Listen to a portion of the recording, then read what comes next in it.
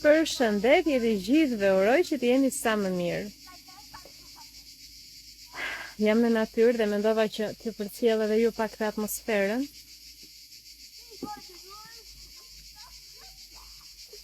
Në mes të pemëve, Edi, vajza. Është hera e parë që unë notoj në lumë. Hera e parë. Edhe doja t'i ndaja këtë ndjesi me ju, jam shumë e relaksuar sot, kam reflektuar deri vonë për çështjen e protestës, dhe jam shumë e relaksuar, shumë optimiste, patjetër që do të shkojmë çdo ditë te sheshi, nuk diskutohet. Për sa kohë do jem këtu në Tiranë sigurisht që do shkoj, po sot doja të provoja një natyrë ndryshe, se unë jam vajzë deti. Unë kam lindur dhe jam rritur në det, në Kakome, më saktë. Edhe para detit nuk ve asgjë, në kuptimin që nëse dua të notoj në ujë të kripur. Por më tha Edi, se Edi e ka mësuar noti në lumë, edhe Edi është mësuar të notoj në lumë, më tha eja që ta provosh një gjë ndryshe. Në fillim ku më preku ajo toka, nuk e di, vinin ata peshqit e këmbët, më prekte ndonjë cop druri diçka, imagjinata ime thoshte të vinë një gjarë për ujë, nuk e di. E në fillim kisha një ndjesi kështu dhe dola. Pastaj Edi po më thoshte provoje dhe shikoni pak. Shikoja gjithë këtë pamje dhe thash nuk do ta humbas. Është një ngjyrë jeshile, magjike, shumë e bukur. Edhe hyra, u relaksova shumë, jashtëzakonisht shumë. Është shumë e shkurtër jeta për ta menduar 2 herë. Shumë e shkurtër është për ta menduar 2 herë për gjërat që si kemi bërë ndonjëherë. Do të thënë të qëndrojmë në atë zonën e sigurisë, të bëjmë vetëm gjërat që i kemi provuar, nuk të përmbush, pra nuk quhet një jetë kuptim plot. Jeta kuptim plot quhet kur ne provojmë gjëra që si kemi provuar më parë, që janë jashtë asaj zonës së njohur, që na trembin pak, na japin ndjesi pasigurie. Unë jam me fat për arsyen sepse e kam gjetur çfarë dua të bëj në jetë. Kam punuar shumë për ta zbuluar dhe e kam gjetur çfarë dua të bëj duke eliminuar gjërat që nuk dua të bëj. Dhe personi që unë kam zgjedhur të kaloj jetën, që është babai i vajzës time dhe bashkëshorti, fatmirësisht ndajmë të njëjtat pasione për jetën. Nuk jemi të apasionuar pas makinave të shtrenjta, pas rrobave të shtrenjta, markave, çantave syzeve, parfumeve. Jemi shumë të apasionuar dhe të dashuruar me natyrën. Dhe në çfarë bëjmë e quajmë investim, udhëtimet, kështu që ne nuk kursejmë kur bëhet fjalë për të udhëtuar, për të provuar vendet e reja. Edhe është diçka shumë e bukur. Tani dua të vendos pak krem, sepse nuk vendosa krem para se të hyja, sepse nuk doja që ta ndotja me kremin e diellit, lumin. Kështu që tani dua të vendos pak krem të më hidratojë lëkura. Edhe jam shumë e lumtur, shumë mirënjohëse ndaj Zotit që na ka dhuruar një natyrë kaq të bukur dhe shumë e motivuar që ta mbroj këtë natyrë për sa kohë kam zërin tim, kam platformën në rrjetet sociale dhe kam fuqi që të dal çdo ditë aty në protestë, që më në fund të kemi dhe në një qeveri që i vërtet intereson natyra edhe njerëzit edhe shqiptarët dhe kafshët dhe çdo krijesë. Kështu që jam shumë e lumtur, mirënjohëse dhe motivuar në të njëjtën kohë. Ju si po ma kaloni fundjavën?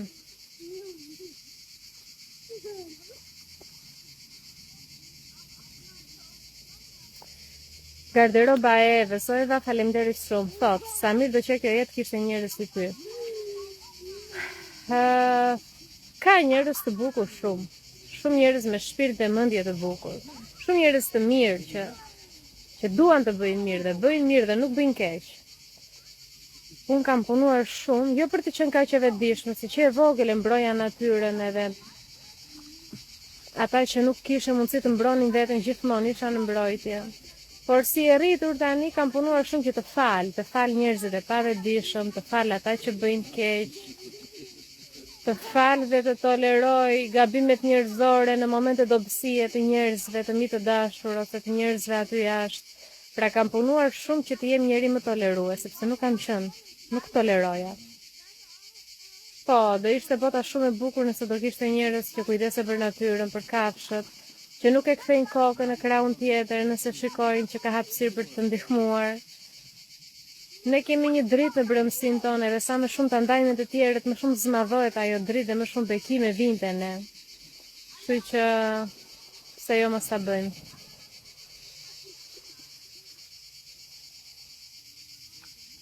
Mario thot, përshëndetje, drisa zhurmë e bukur aty, të përshëndes Mario. Mario ishte studenti jo në akademi. Po është magjike, shikoni dhe pamjen. Një shpend që po fluturon diku aty, e shikoni? Është magjike, thjesht magjike. Është shumë bukur. Teuta thot se Zeliu ka me atë pamje të mrekullueshme.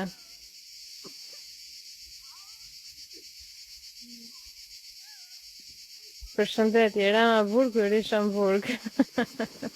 Çfarë lokacioni të gënjej? Nuk o e di, ku jemi këtu? Si quhet ky vendi? Se po më pyesin në live.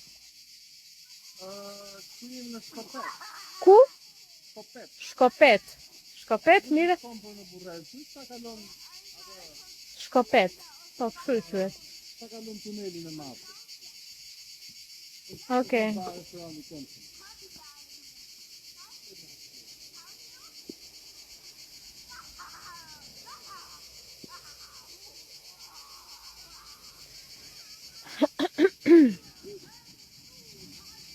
Entela sa bukur thot ka lezet.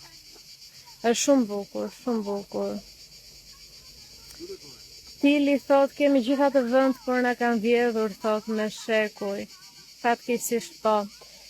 Dhe kur udhtoj, shikoj se si në çdo mal do ketë një gurore, do jetë një dëm që i është bërë natyrës. Dhe po diskutoja me Edin që s'ka problem, se këto dëme janë të rikuperueshme. Çështja është që mos të vazhdojnë të bëhen më shumë dëme për natyrën e natyrës. Kështu që thatë grupi, më thani ndonjë që të bukur, keni ndonjë pyetje?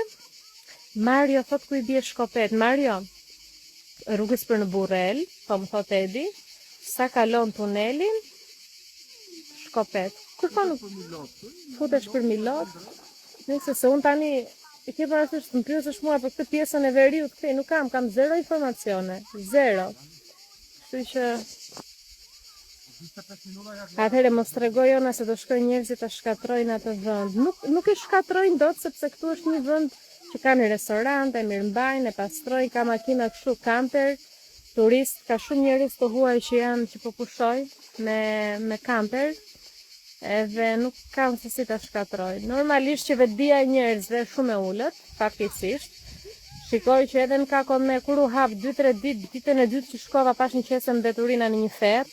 Me thënë vetdia e njerëzve kjo është dhe unë prandaj po punoj vazhdimisht me abetaren që mbrojmë natyrën, mbrojmë kafshët. Do me thënë këto gjëra e mësojmë fëmijës 5 vjeç, po fatkeqësisht e mësojmë edhe 50 vjeçarëve se nuk e kanë atë bagazh, atë formim edhe atë vetdije.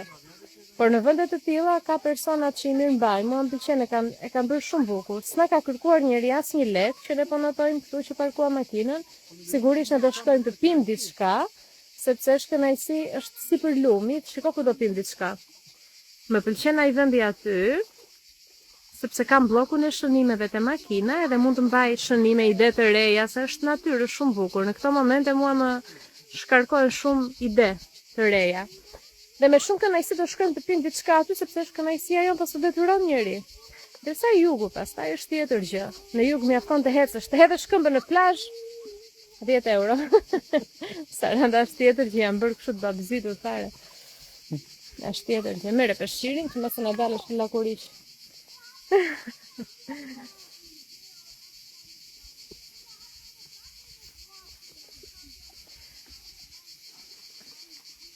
Atëherë Art of Gent a thot, bëni një xhiro nga Dajç bregut Bunës.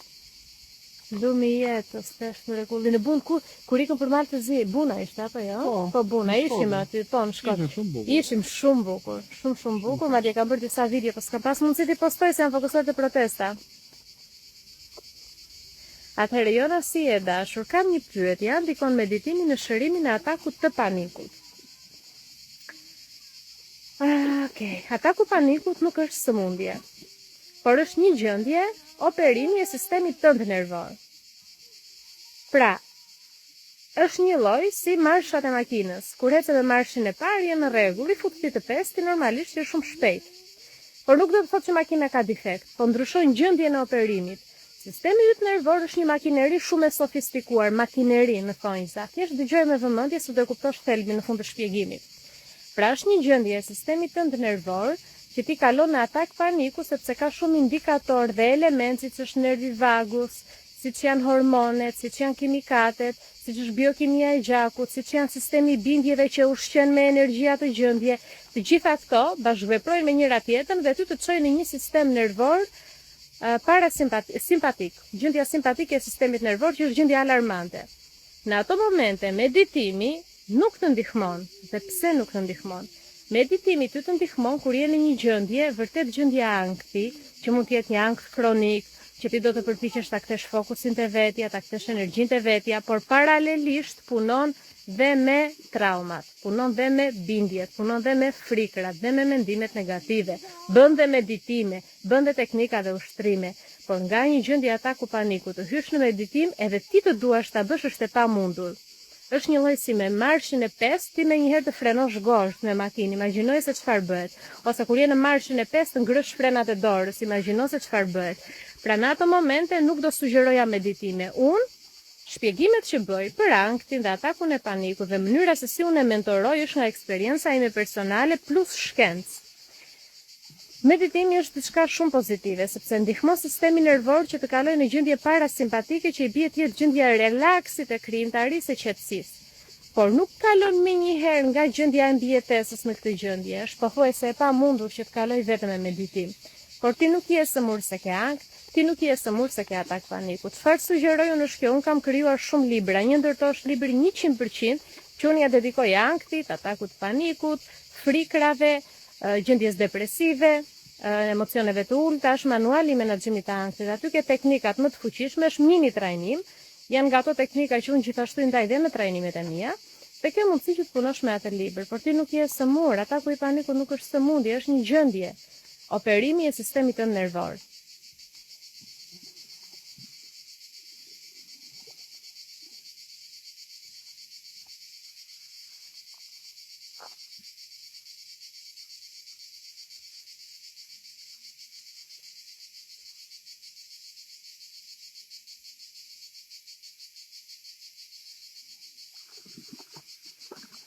Po, Genta, në Shkodër ishim.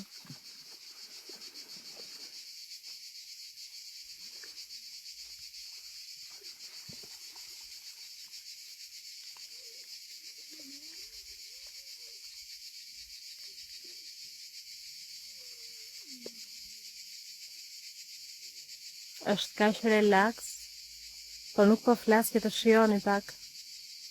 Po relaksojmë tani, që në mbasditë të brohorasin siç duhet e protesta. Unë kam 8 vite, shumë faleminderit për shpjegimin, po më thot Libi. Po bëj disa kohë, në fakt, që edhe vetë nuk jam thelluar në këto shpjegime, pavarësisht se mentoroj për 6 vitesh, sepse jam fokusuar te protesta edhe jam fokusuar më shumë te ky relaksi, siç po shikonit. Shijoj më shumë jetën, dhe të jem prezente në moment. Por që edhe në gjumë të më zgjosh në 3 të natës më thuash, Jona më shpjegoj anktin, filloj vetë kështu në mënyrë robotike ta shpjegoj. Aq shumë kam folë për anktin. Se kam ndjekur pafund dhe duke treguar për eksperiencën tënde, më ke bërë të kuptoj që është diçka që kalon. Ankti ka dhe diçka. Për vajzën që po më shkruan, ankthi nuk vjen rastësisht e ne. Qoftë ankthi, qoftë ajo gjendja që ti ndihesh e mbyllur ndaj jetës, e bllokuar, asgjë t'i jep kënaqësi, qoftë ajo gjendja depresive, nuk vjen rastësisht e ne apo të na dënoj, apo na ka dënuar Zoti, apo u sëmurëm ndër sëmundje. Është një akumulim ndër vite, akumulim i emocioneve që nuk janë tonat, sepse kemi marrë ngarkesën e njerëzve të tjerë që nga fëmijëria të prindërve kështu me radhë. Është një akumulim i një jete që nuk na përmbush për shumë gjatë, duron në vendin e punës, duron në një shtet, duron në një marrëdhënie, në një familje me njerëz të caktuar. Pra ti bën zgjedhjet e përditshme, që të zgjedhjet më të vogla, ushqimi që konsumon, që të zgjedhjet më të vogla, rruga që bën për në punë, e bën me këmbë, me bicikletë, me makinë, me autobus, deri te zgjedhjet më të mëdha, cila është puna që ti bën, profesioni që ti ke zgjedhur që të nxjerrësh, të sigurosh të ardhurat e tua. Ankthi vjen që të na rikujtoj gjithmonë që diçka po e bëjmë gabim. Po e zvogëlojmë veten, po zvogëlojmë fuqinë tonë ndoshta që të pranohemi nga të tjerët, po e zvogëlojmë veten ndoshta që mos të gjykohemi nga të tjerët, të dukemi bukur aty jashtë, të dukemi të suksesshëm, ndërkohë që ndihemi bosh brenda. Pra ankthi nuk është dënim për ty, ankthi nuk është sëmundje dhe ankthi nuk është fundi botës. Ankthi është një sinjal nga Zoti që ty të jep mundësinë të reflektosh me veten. Dhe kur them ankthi, nuk po flas vetëm për atë gjendjen e ankthit që nuk të lejon të bësh funksionet e thjeshta në përditshmëri, po flas edhe për atë gjendjen e stresit që ka dalë jashtë kontrollit, që të ndikon që të zgjedhjet më të zakonshme të përditshme. Pra çdo gjendje emocionale që ne e ngarkojmë me një bindje negative, pra diçka nuk shkon te unë, diçka nuk ndihet mirë, diçka nuk më pëlqen, nuk kam dëshirë të bëj gjëra, nuk kam dëshirë të dal në natyrë. E kalova dhe unë para ca muajsh, kur mora diagnozën e vajzës. Po s'doja më të jetoja, jetoja sipër detit, e njëjta shtëpi ku jetoj, e kam detin kështu, balkoni sipër detit. E shikoja dhe thoya nuk më hyn në sy asnjë gjë, por ato gjendje kërkojnë shumë vëmendje nga ana jon. Kërkojnë që fokusin ta çojmë nga jashtë brenda, dhe kur ne kemi fokusin në brendësi, kuptojmë se çfarë ka vërtet nevojë për ndryshim, për përmirësim, kufizime. Pra duhet të vendosim kufi, limite njerëzve të tjerë, duhet të mësojmë të themi jo, duhet të kuptojmë se mos ndoshta në përditshmërinë e marrim role. Pra përpiqesh të marrësh rolin e atij që i mban ujërat të qetë, pra që përpiqesh të shmangësh debatet, gjithmonë konfirmon me po njerëzve të tjerë, sepse nuk do të jesh ti ajo që trazon ujërat, mos ndoshta merr atë rolin e personit që është gjithmonë i qeshur, shkon gjithmonë në festa, vishet gjithmonë bukur, e mbush boshllukun me blerje, me rroba, me lecka, me gjëra të shtrenjta, e mbush boshllukun me ushqim në mbrëmje kur askush nuk të shikon.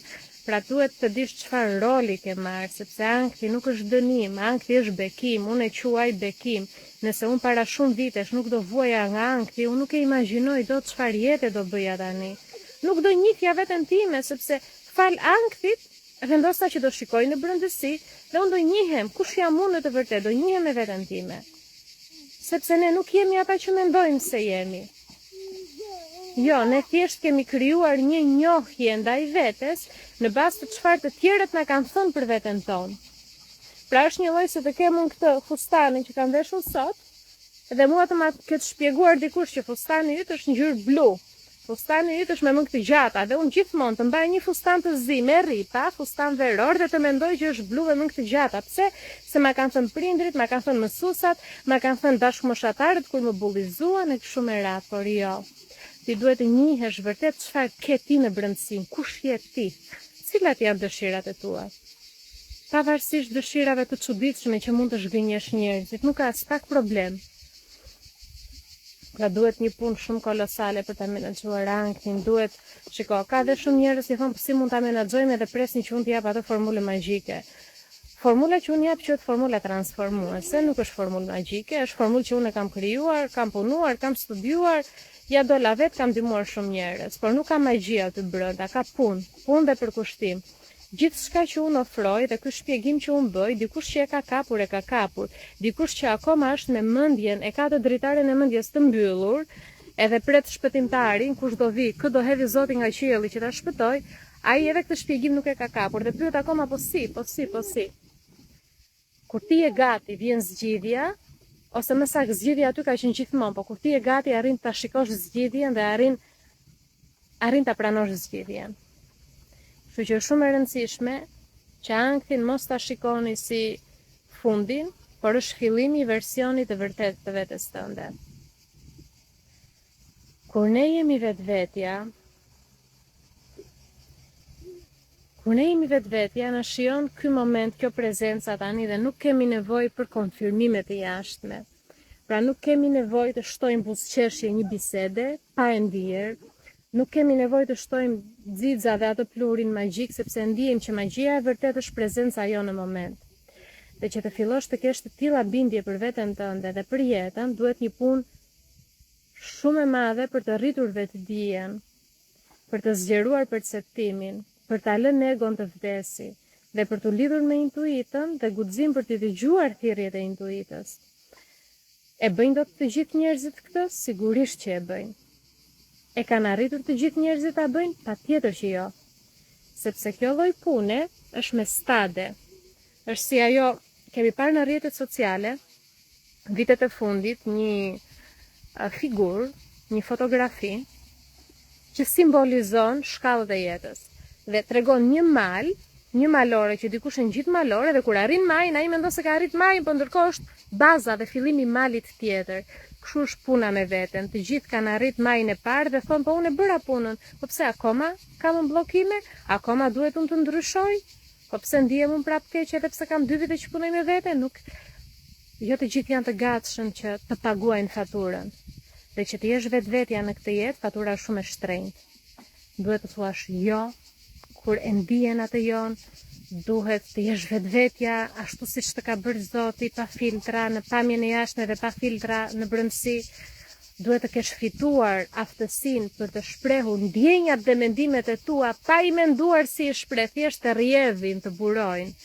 Pra të gjitha këto kërkojnë punë me veten dhe kërkojnë sfidë e përditshme. Pra jam përballë një bisede me bashkëshortin unë. Dhe e shikoj që egoja ime po përpiqet të më mbrojë dhe thotë sulmoje, unë them tani unë nuk do të sulmoj, do përpiqem të kuptoj plagët emocionale të tij, që e bëjnë që ne të debatojmë. Marr një shembull. Fëmia im ose çështja e autizmit, kur morëm diagnozën, unë në vend që të mendoja pse ma bëri Zoti mua këtë gjë, unë do mendoja çfarë do Zoti të më tregoj mua, çfarë do të nxjerrë nga brendësia ime, pra i bie që kam një forcë të papar, që akoma se kam aktivizuar. Mënyra se si ne i shikojmë gjërat dhe sfidat dhe problemet varet shumë nga mënyra se si ne e shikojmë veten. Nëse e pam veten si një viktim, si një të dënuar, si një njeri që vua nga ankthi, si një njeri që nuk i ecin financat, që ka probleme me fëmijën, do zhytemi shumë keq. Do zhytemi shumë keq në atë gropën, është si ajo balta thithse që ti mjafton të futësh këmbët dhe të thithë çdo ditë nga pak. Momenti që ti beson shumë te Zoti. Momenti që ti beson shumë te vetja, momenti që ti e kupton thelbin e jetës. Cili është thelbi i jetës? Kjo jetë nuk është me njerëz perfekt. Kjo jetë është e mbushur me njerëz jo perfekt që shtiren sikur janë perfekt, dhe është dhe pjesa tjetër që janë njerëz të vërtet, vetvetja jo perfekt. Pra ne të gjithë jemi jo perfekt. Nëse shikon dikë perfekt, thjesht po shtiret. Këtë duhet të arrini të kuptoni. Dhe unë kam vënë detyrë vetes që shembulli që unë do jap në rrjetet sociale është 100% i vërtet. Sepse unë kam sjell një fëmijë në jetë. Sepse përveç vajzës time që do rritet dhe do i shikoj këto video një ditë dhe do shikoj dhe shembujt jo të shëndetshëm të shoqërisë, po çdo ditë në shtëpi shembulli që do shikoj është nëna e saj 100% vetvetja pa e vrarë shumë mendjen, është edhe ajo jona e vogël. Sepse ai fëmia i brendshëm brenda teje apo brenda meje gjithë jetën është ndier më pak, është ndier inferior. Është ndier inferior për shkak të këtyre shembujve falso që janë dukur si perfekt. Dhe kemi menduar gjithmonë që ne jemi më pak. Jemi më pak sepse shiko se si e jetojnë jetën të tjerët, shiko se sa perfekt janë të tjerët. Jo, duhet i tregojnë fëmijës sonë të brendshëm që jeta e vërtet është kjo. Siç e ndijemi gjërat në moment, ndihemi poshtë ndonjëherë është okay, marrim mësime, çohemi, e shijojmë jetën, jemi të fuqishëm, kemi fituar lirinë financiare, bëjmë mirë nëse ndijemi, te ata që nuk e kanë fituar lirinë financiare, te kafshët e rrugës, te ata që kurrë nuk do na i kthejnë dot. Kur sfidohemi nga jeta, lidhemi me Zotin, jo vetëm kur ne jemi mirë dhe themi ja faleminderit Zot që n'ka mirë, po dhe kur jemi keq themi faleminderit Zot prapë s'më ke harruar, edhe pse po kaloj sfidie këtu për mua. Vetëdia, ne jemi në këtë jetë për të rritur vetëdia, dhe vetëdia nuk rritet vetëm me lumturi, edhe me çaste të lumtura. Vetëdia rritet dhe me sfida kur i marrim mësimet e sfidave. Pra është shumë e rëndësishme që ti të ndihesh rehat me lëkurën tënde, se ti je dritë e pastër e Zotit, kështu si je. Dhe është shumë e rëndësishme ta kuptosh që Zoti të ka krijuar në këtë lloj forme, sepse je mjaftueshëm për këtë jetë. Nëse do ti ta përmirësosh veten, sigurisht që duhet, sepse prandaj jemi këtu, të provojmë gjëra të reja, të provojmë versione të reja të vetes son.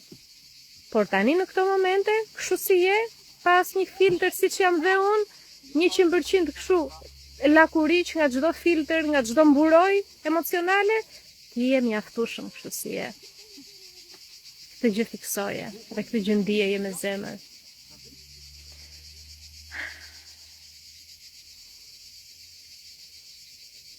Albona, thot, nusja ime më ka bërë dhurat librin tënd, jam gëzuar shumë, sa gjë e bukur, faleminderit shumë, për besimin, do me thënë nusja vjetës i ka bërë dhurat librin tim, shumë e bukur, shumë gjest i bukur, faleminderit. Valbona, thot, na kënaqë shpirtin jona, faleminderit.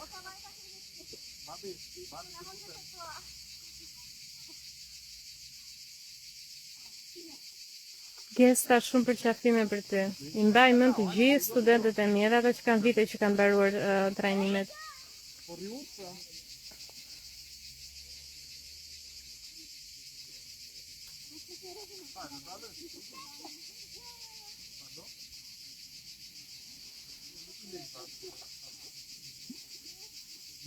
Suela thot, faleminderit që na kujton thelbin jona, është shumë e rëndësishme, ky është thelbi. Jemi rehat kështu si jemi, ndoshta se kemi trupin ashtu si ne mund ta quajmë perfekt.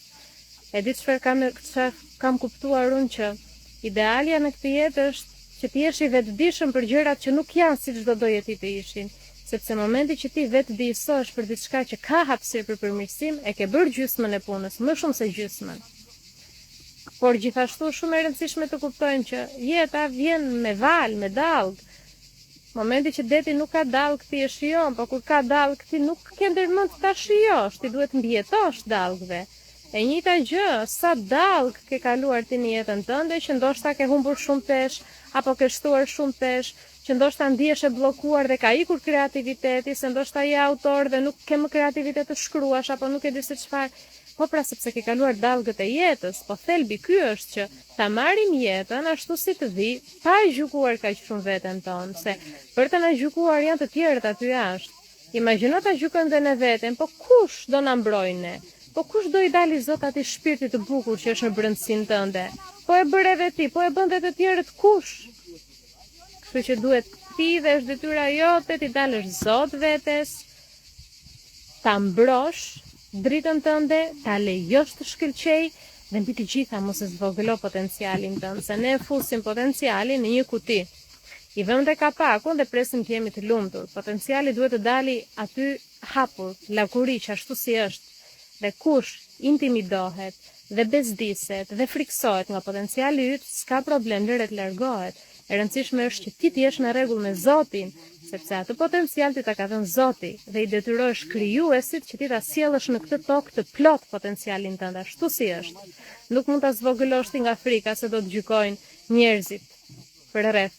O e di se po e lag Zotrin vajza me ujë. Panorea stop, mami. Po e lag me ujë. Si? Jo, më thuaj, do mbyll tani live-in. Do marrim kanoe? Po e marrim. Do marrim një kanoe grupi, të bëjmë një shëtitje. O e di vetëm se unë dua pak ujë, kam te makina, ma ha pak 1 minutë makinën të lutem, sa ta marr ujë, se jam tharë. Ju përqafoj, ju dërgoj shumë dritë, do shihemi live te protesta, se do jem patjetër çdo ditë në protestë, kam premtuar vetes tim, po e ndiej të jem. Sot ka manifestuar që në protestë do jenë shumë veta. Ka manifestuar që të gjithë ne do themi hiqe mikrofonin, do jetë magjike nëse ky manifestim plotësohet. E ka manifestuar këtu në Lum duke notuar, kështu që besoj do ndodhi kjo, do shihemi live te protesta, ju dua shumë. ti je dritë e pastër e Zotit në trupin fizik, mu e di qa jeti, shkëlqeje dritën tënde, lejoje të shkëlqej, ne po marrim kanojen të shëtisim pak, ja. Do marrim kanojen të shëtisim komplet, është diku aty hapu pak e vja është aty. Prit afroj. Prit. Ja, jo aty është. Do e marrim dhe do ikim. Kaq. Shihemi në vazhdim.